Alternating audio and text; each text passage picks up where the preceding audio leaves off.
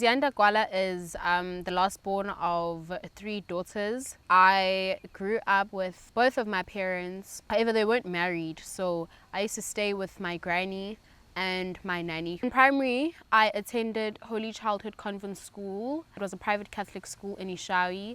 In high school, I went to Pietermaritzburg Girls High School. It was a boarding school. I discovered that I had a spiritual gift. It was in 2021. I would naturally describe myself as someone who was a dreamer. From a very young age, I used to have vivid dreams, but I didn't think anything of it, especially because I didn't know anyone who had a spiritual gift from my family on both sides, my paternal and my maternal side. I just knew myself as a dreamer. I also knew that my granny prayed a lot. She was a prayer warrior. She still is. But I also have this very vivid memory of when I was little. There used to be a guy, I can't remember his name. He was actually a preacher or a pastor on TV, and he used to have like a short sermon, and at the end of the sermon he used to bring out a glass of water, and he used to like tell the congregation or the viewers to go get their own glasses of water and pray for it. And I remember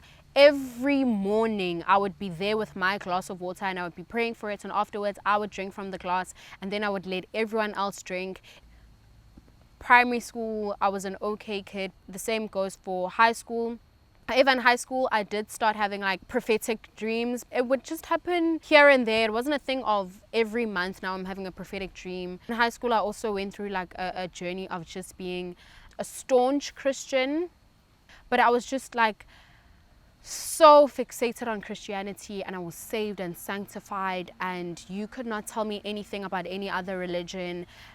I think after my matric and when I moved back home, everything started unfolding. Everything started unfolding. I had vivid dreams. I would dream of water. I would dream of tigers chasing me. I would dream of anything, literally everything that happens to if you spiritually gifted. All the symptoms, I had them.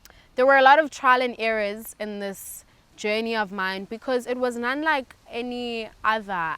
So yeah, in terms of my dating life, my ancestors, oh shame, they're so kind.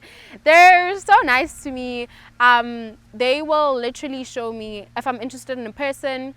I'll normally like dream of my granny telling me, oh, check them out, they might not be the best person. And the funny thing is my granny's still alive. So ancestors are, what can I say, they're creative in that way, and that they're not always going to show their faces, but sometimes they will use people who you're familiar with, and people that mean a lot, and people that you trust naturally in the living world to convey messages to you.